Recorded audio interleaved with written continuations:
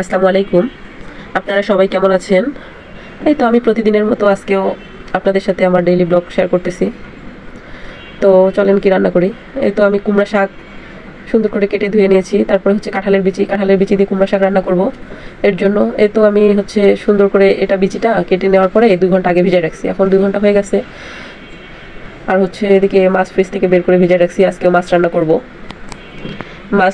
আর এই তো শাক দিয়ে কুমড়া শাক দিয়ে কাঁঠালের বিচি আর কি ভাজি করব। তো এই তো 2 ঘন্টা আগে ভিজানোর কারণ হচ্ছে এটাই। এই তো একটু ঘষা দিলে, হাত দিয়ে ঘষলেই দেখেন এগুলো উঠে যায় লাল লাল আঁশটা, এর জন্য আর কি। এই তো আমি সুন্দর করে এগুলো ঘষে নিচ্ছি। নেওয়ার পরে কিন্তু একদম পরিষ্কার হয়ে যাবে। হালকা পাতলা একটু থাকবে, দেখেন একদম পরিষ্কার হয়ে গেছে। হালকা পাতলা একটু থাকলে এটা কোনো প্রবলেম না। তো আমি এখন কাঁঠালের বিচিটা সুন্দর করে পরিষ্কার করে ধুয়ে পাতিলের মধ্যে দিয়ে দিলাম। শাকটাও এই তো দিয়ে দিলাম। পাতিলের মধ্যে দিচ্ছি কেন আপনারা ভাবতেছেন যে পাতিলের মধ্যে কেন দিচ্ছি, এটা একটু হালকা ভেপে নেবো, হ্যাঁ, এই জন্য আর কি। এই তো লবণ দিয়ে দিলাম, দেওয়ার পরে হলুদ গুঁড়া দিয়ে দিলাম। দেওয়ার পরেই তো চুলার মধ্যে ঢাকনা দিয়ে একটু ঢেকে দিয়েছিলাম। তারপর ঢাকনা খোলার পর দেখেন হালকা একটু পানি বের হয়ে গেছে। আর এখন ঢাকনা দিব না, এভাবে একটু জাল করলে পানিটা আর কি কমে যাবে, ঠিক আছে।